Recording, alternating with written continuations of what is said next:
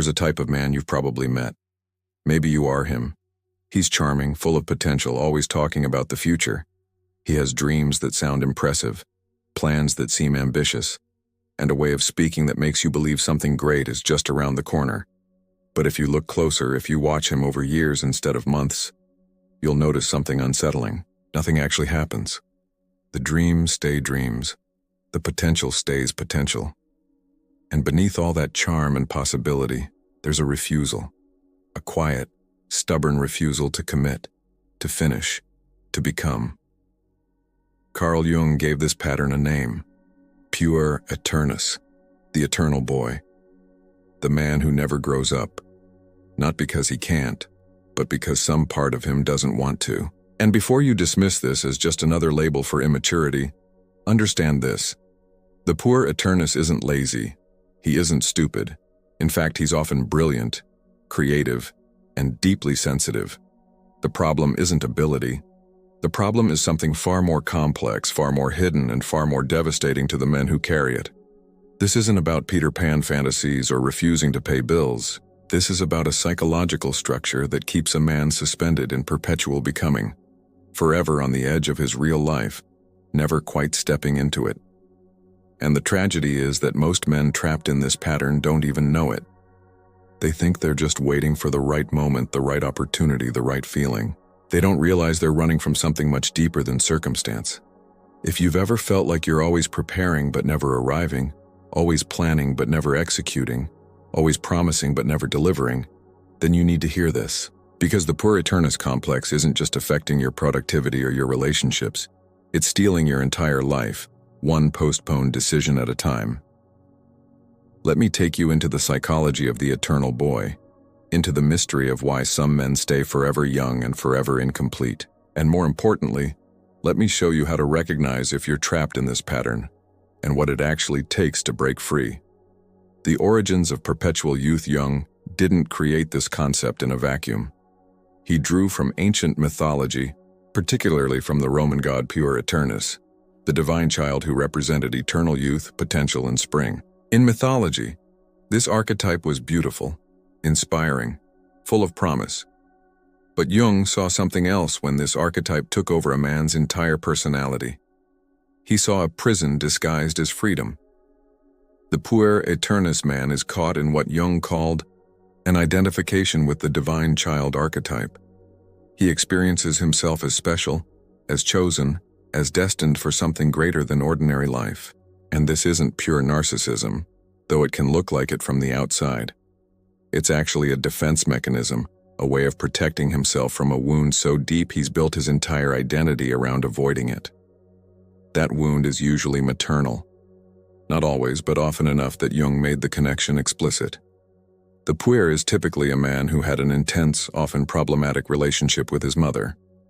Either she was overprotective and smothering, keeping him dependent and safe from the harsh world, or she was absent and cold, leaving him forever seeking the warmth he never received.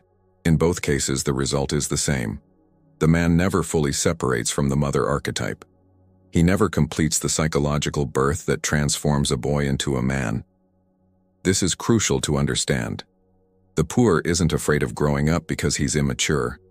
He's afraid of growing up because growing up means separation, and separation means loss. And loss means facing the reality that he's alone in the world, responsible for himself, without the protective matrix of childhood. For the Puer, remaining a boy isn't immaturity, it's survival. Think about the men you know who fit this pattern. They're often incredibly gifted. They have talents that genuinely impress people. They can talk about philosophy, art, psychology, spirituality, with a depth that seems profound. But they're never actually doing anything with it. They're never building, never completing, never committing to any single path long enough to see it through. Because commitment means limitation, and limitation means giving up the fantasy of unlimited potential. The Puer lives in the future, not in the present where real work happens, and certainly not in the past where he would have to reckon with his failures. He lives in the shimmering, undefined future where everything is still possible, where his specialness hasn't yet been tested and found wanting. This is why the Puer often appears so optimistic, so full of enthusiasm for new projects. He's not energized by the work itself. He's energized by the escape from the present moment, the escape from having to be someone definite, someone real, someone who can fail. The flight from reality. One of the most striking characteristics of the Puer Aeternus is his relationship with time. Normal men understand that time is limited, that life moves forward, that choices have consequences. The Puer doesn't feel this, or rather he knows it intellectually but doesn't experience it emotionally. Time for him isn't a river flowing in one direction. It's an ocean where he floats untethered, going nowhere in particular but never drowning. This creates a strange paradox. The Puer is often obsessed with wasting time, with feeling like he's not living up to his potential, with anxiety about not having accomplished enough. But this anxiety never translates into sustained action. Instead, it becomes another reason to stay suspended. He tells himself, I need to wait until I'm really ready. I need to prepare more. I need to find the perfect moment. And so he waits. And waits. And waits. Meanwhile, other men are building businesses, creating families, developing mastery in their crafts, not because they're more talented or more intelligent, but because they've accepted something the Puer refuses to accept. That real life is messy, imperfect, and limited. That you have to choose one thing, which means not choosing 1,000 other things.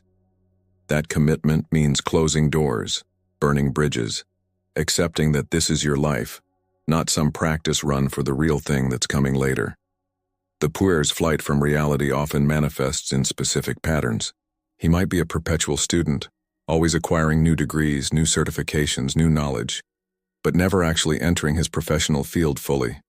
Or he might be a serial entrepreneur who starts dozens of projects, but abandons them the moment they require sustained, unglamorous work. Or he might be a relationship refugee, falling intensely in love with the potential of new partners, but fleeing when the relationship deepens and requires real vulnerability and commitment. What all these patterns share is a fundamental refusal to be tested by reality. The Puer wants to remain in the realm of potential because potential can't fail. The moment you commit fully to something, you risk discovering your limitations. You risk discovering you're not as special as you thought. You risk being ordinary. And for the Puer, ordinariness is death. Jung wrote that the Puer often has what he called a provisional life. Everything is temporary, everything is for now, everything is preparation for the real thing that will start someday. He takes the job that's not quite right, but it's fine for now. He lives in the apartment that's not quite home, but it'll do for now. He has the relationship that's not quite fulfilling, but it works for now. Nothing is final, nothing is binding. Everything can be abandoned without consequence when the real opportunity, the real partner, the real life finally shows up. Except it never shows up. Because the real life isn't coming from outside. It's supposed to emerge from within, from the act of committing, from the courage to say, this is it, this is my life, and I'm going to make it count. The shadow of the Senex. Here's where Jung's insight becomes truly profound. The opposite of the Puer isn't maturity. The opposite of the Puer is the Senex, the old man, the rigid, pessimistic, joyless aspect of masculine psychology. And the Puer is running from the Senex with every fiber of his being. When the Puer looks at adult men, he doesn't see freedom and power. He sees death. He sees compromise, limitation, routine, boredom. He sees men trapped in marriages that have lost their spark, in careers that drain their souls, in lives that look like slow suicide. And he's not entirely wrong. Many men do grow up in ways that kill something essential in them. They do trade their dreams for security. They do become rigid, closed, defended against life. But the Puer makes a fatal error. He assumes that the only alternative to dead adulthood is perpetual youth. He doesn't see the third option, genuine maturity, where you integrate the energy and creativity of youth with the responsibility and wisdom of age. Where you commit fully to your choices without becoming rigid, where you accept limitations without becoming limited.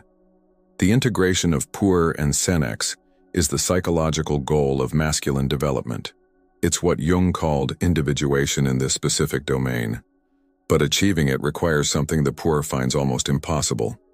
Mourning the loss of unlimited potential. mourning the death of the fantasy that you are special in a way that exempts you from the human condition, mourning the mother, the childhood, the protection that you have to leave behind in order to become a man. This mourning is excruciating. It feels like ego death, because in a way, it is. The identity of the eternal boy, with all its secret pride and hidden superiority, has to die. And what emerges on the other side is not the triumphant hero the Puer always imagined he would become. It's something simpler, more real, and ultimately more powerful.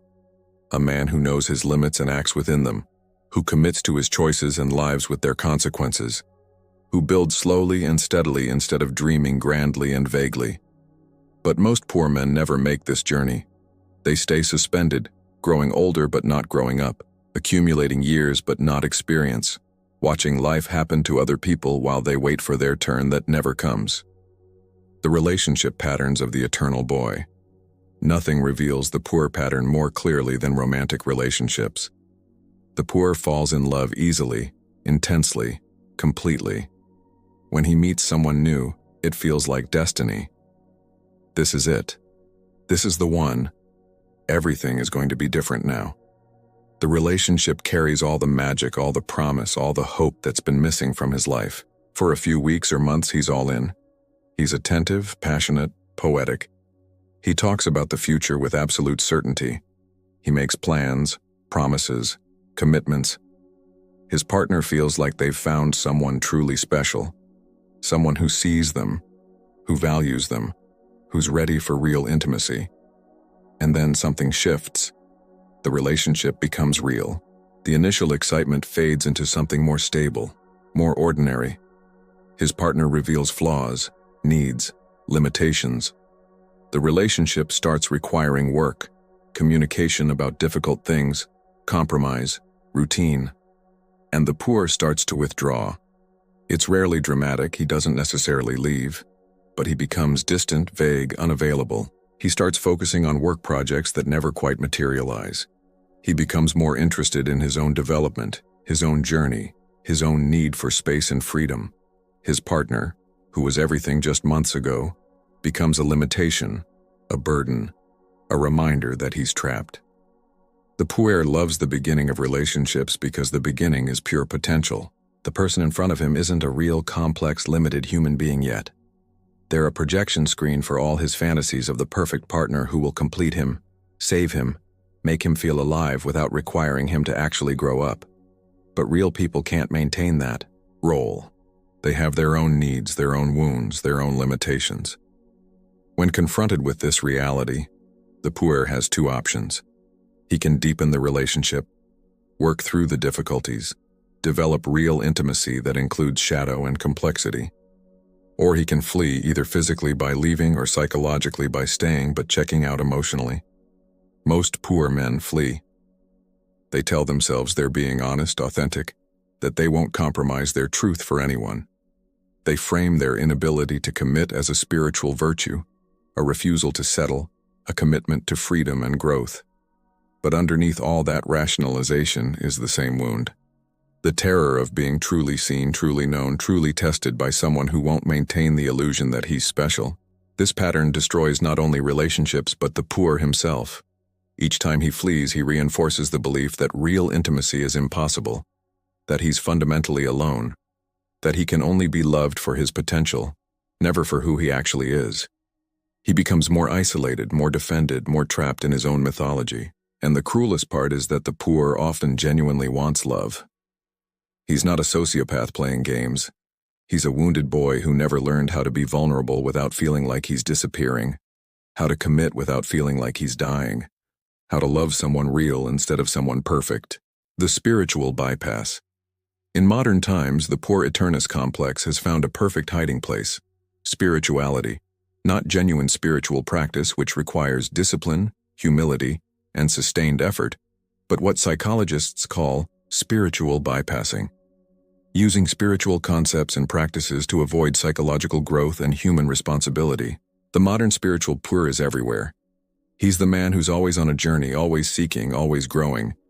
He does ayahuasca in Peru, meditation retreats in India, plant medicine in Mexico. He talks about consciousness, presence, ego death, and authentic living. He's read all the books, followed all the teachers, had all the insights, and he uses all of it to avoid one simple thing: becoming a functioning adult in the world. This is perhaps the most insidious form of the Puer pattern because it disguises itself as growth. The man believes he's doing the work. He's confronting his shadow, healing his wounds, expanding his consciousness. But if you look at his actual life, nothing changes. He still can't hold a job, maintain a relationship, or follow through on commitments. He's just added spiritual language to the same old pattern of flight. The spiritual Puer confuses states with stages. He has profound experiences in altered states of consciousness and mistakes them for permanent transformation.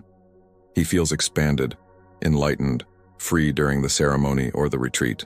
But when he comes back to ordinary life, he's still the same person with the same patterns. He just has more sophisticated language to explain why he can't commit, why normal life feels too small, why he needs to keep seeking. Real spiritual development, the kind Jung wrote about, requires incarnation. It requires bringing the insights down into matter, into daily life, into committed relationships and sustained work. It requires what the mystics called embodiment. But the spiritual Puer wants transcendence without incarnation. He wants to be enlightened without being responsible. He wants the freedom of spirit without the limitations of form. Jung was clear about this. Psychological development doesn't mean escaping the ego. It means developing a healthy ego first, then gradually relativizing it in service of something larger. But the Puer wants to skip the first part. He wants to transcend an ego he never properly developed, to be beyond himself without ever becoming himself. This is why so many spiritual communities are full of Puer men who've been on the path for decades but remain emotionally adolescent. They can speak eloquently about non-attachment, but can't maintain a relationship. They understand impermanence, but can't hold a job. They've transcended the ego but can't pay their bills. They're enlightened, but everyone around them has to do the actual work of life while they focus on their consciousness. The antidote to this pattern isn't less spirituality, it's more integrity. It's insisting that spiritual insight must translate into grounded action, that inner work must manifest in outer responsibility, that transcendence must include immanence. It's recognizing that the goal isn't to escape being human but to become fully human, which includes both the mundane and the mystical, both the limited and the transcendent. The father hunger. Behind the Puer Aeternus complex often lies what Robert Bly called father hunger, the desperate need for masculine initiation that was never received. In traditional cultures, boys were initiated into manhood through explicit rituals that marked their transition from the world of the mother to the world of the father. These rituals were often difficult, sometimes dangerous, but they served a crucial psychological function. They killed the boy so the man could be born. Modern culture has largely lost these initiation rites. Boys grow up without clear markers of when they become men, without elders who show them the way, without ceremonies that acknowledge their transition. They're left to figure it out themselves, and many never do. They remain boys in men's bodies, waiting for someone to tell them they're finally enough, finally ready, finally real. The Puer is a man waiting to be initiated, but he's waiting for an initiation that's never coming, or that he keeps avoiding when it presents itself. Because real initiation is terrifying, it requires leaving the protection of the mother world, the world of comfort and unlimited potential. It requires entering the father world, the world of limits, rules, discipline, and death. In psychological terms, the father represents differentiation, boundary, law, structure. The father says, "This is the world, these are its rules, this is your place in it, now act accordingly." The father doesn't promise that you're special. He doesn't protect you from failure. He doesn't maintain the illusion that you can be anything you want. He shows you reality and demands that you engage with it on its terms, not yours. The Puer resists this paternal function whether it comes from an actual father, a mentor, a boss, or his own internal father archetype. He experiences it as oppressive, limiting, soul-killing. He thinks he's resisting patriarchy, toxic masculinity, dead tradition. But what he's really resisting is the demand to grow up, to accept limitation, to take responsibility for his life. Father hunger manifests as a desperate search for the perfect mentor, the ideal teacher, the guru who will finally show the way. But when the Puer finds such a figure, he inevitably becomes disillusioned. The mentor has flaws, the teacher has limitations, the guru is human, and so the Puer moves on, seeking the next perfect guide, never realizing that the pattern is the problem, not the people. What the Puer needs isn't another teacher. What he needs is to become his own father, to internalize the paternal function of boundary, limit, discipline, and law. He needs to stop waiting for permission to grow up and give it to himself. He needs to initiate himself, even if it's terrifying, even if there's no one to witness it, even if he fails. This self-initiation doesn't mean becoming harsh or rigid or emotionally dead. It means developing an internal structure strong enough to contain and channel the creative, youthful energy of the Puer. It means becoming a man who can commit without losing his spontaneity, who can accept limits without losing his creativity, who can be responsible without losing his soul. The death that leads to life. If you recognize yourself in this description, if you see the pattern of the eternal boy in your own life, there's probably a part of you that's terrified right now. Because confronting the Puer means confronting the central organizing principle of your identity. It means acknowledging that the thing you thought was your greatest strength, your potential, your specialness, might actually be your greatest weakness. This realization feels like death. Jung called it the death of the hero, the necessary destruction of the inflated ego that thinks it's destined for greatness. And it is a kind of death. The fantasy of who you were supposed to become has to die. The image of yourself as the chosen one, the exceptional one, the one who doesn't have to play by the same rules as everyone else, has to die. The boy who was protected, promised potential has to die. But this death isn't the end. It's the beginning. On the other side of this death is something the Puer never imagined, the possibility of actually living instead of waiting to live, the possibility of experiencing satisfaction instead of constant yearning, the possibility of being someone instead of becoming someone. The transition from Puer to man requires several specific psychological movements. First is the mourning we discussed earlier. You have to grieve for the life you're never going to live, the person you're never going to be, the potential you're never going to fulfill. Not because you're giving up, but because you're finally accepting reality. You're a limited human being with limited time, and you have to choose. Second is commitment. Real commitment, not the provisional, temporary, for now commitment that keeps one foot out the door. Commitment to a path, a person, a place, a craft. Commitment that burns bridges, closes doors, eliminates other options. Commitment that says, this is my life, this is my choice, and I'm going to see it through regardless of whether it fulfills my fantasies. Third is accepting ordinariness. This is perhaps the most difficult because the Puer's entire identity is built around being extraordinary. But real maturity requires accepting that you're mostly ordinary, that you have some talents and many limitations, that you're going to have an ordinary job, an ordinary life, ordinary problems like everyone else. This doesn't mean abandoning your uniqueness. It means recognizing that uniqueness emerges from showing up consistently to ordinary life, not from remaining above it. Fourth is developing what Jung called a relationship with the self. This is different from ego inflation. The self in Jung's psychology is the deeper organizing center of the personality, the source of genuine meaning and purpose. The Puer is inflated with ego pretending to be self. The mature man has an ego that serves the self, that recognizes something larger than himself while remaining grounded in his human limitations. Finally, and most importantly, the transition requires action. Not perfect action, not inspired action, not action when you're ready, just action. Messy, imperfect, sometimes misguided action that tests your theories against reality and allows you to learn, grow, and develop actual competence instead of theoretical potential. The tragedy of the Puer is that he has so much to offer. The sensitivity, creativity, idealism, and vision that characterize the eternal boy are genuinely valuable, but without structure, discipline, and commitment, They remain forever potential, forever unused, forever locked inside a man who's waiting for a life that never starts. The question you must answer, so let me ask you directly, are you the eternal boy? Not in some playful surface way, but at the core of your identity? Are you living a provisional life, waiting for the real thing to start?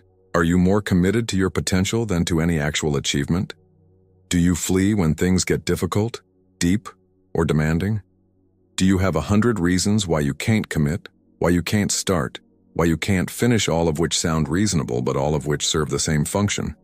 Keeping you suspended, keeping you safe, keeping you a boy? If the answer is yes, then understand this. No one is coming to save you. No perfect opportunity is going to present itself. No ideal partner is going to complete you. No spiritual awakening is going to solve your life problems. The only way out is through the death of the fantasy, through the mourning of unlimited potential, through the terror of committing to something real.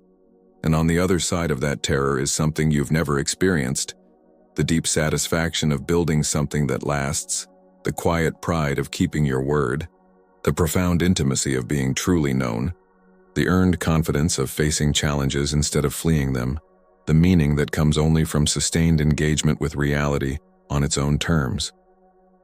Jung believed that the second half of life was about becoming who you actually are instead of who you thought you should be.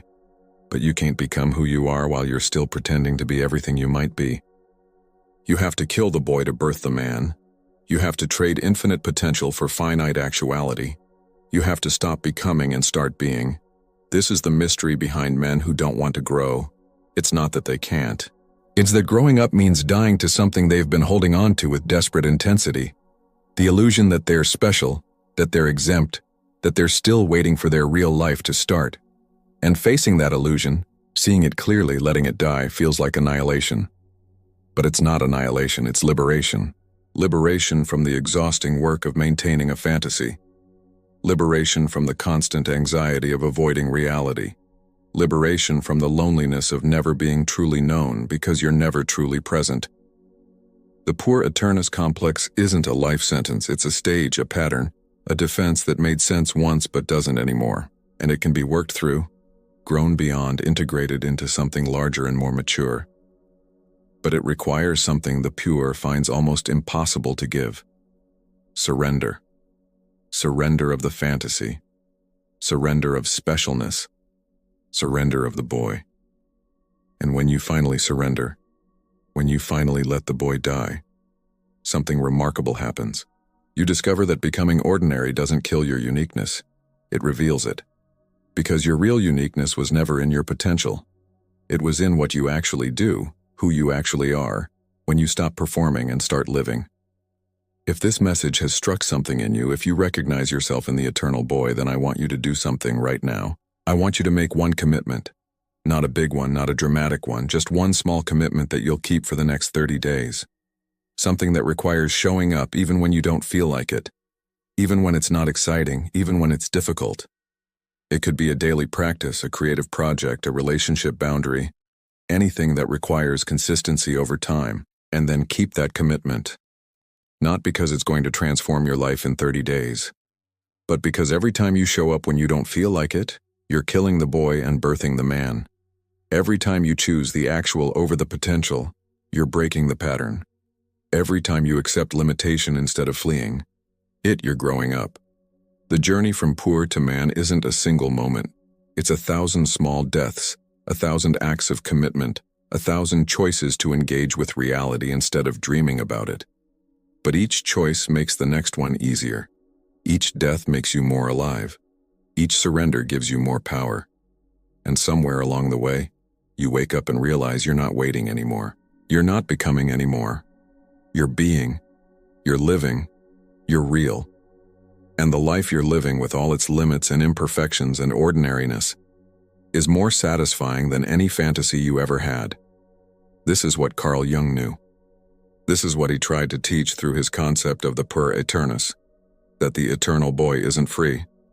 He's imprisoned in his own potential, and the only way to freedom is through the one thing he's been avoiding his entire life: becoming definite, becoming limited, becoming real. So if you're ready, if you're tired of waiting, if you're willing to let the boy die so the man can live, then start now. Not tomorrow, not when you're ready, not when conditions are perfect. Now, with all your fear, all your uncertainty, all your imperfection, because that's what men do. They act anyway. They commit anyway. They show up anyway. And if you found value in this exploration, if it helped you see something you needed to see, then subscribe to this channel. Because we're not here to entertain you or distract you. We're here to help you see the truth about yourself, even when it's uncomfortable, even when it challenges your identity, even when it requires you to change. Hit that like button if this resonated. Leave a comment sharing your own experience with the Puer pattern. Because breaking free from this complex isn't done alone. It requires community, witness, support. The mystery behind men who don't want to grow isn't really a mystery at all. It's a wound disguised as a gift, a prison disguised as freedom, a death disguised as life. But now you know. Now you see. And seeing is the first step toward changing. Welcome to the path of real maturity. It's harder than eternal youth. But it's the only path that leads anywhere worth going.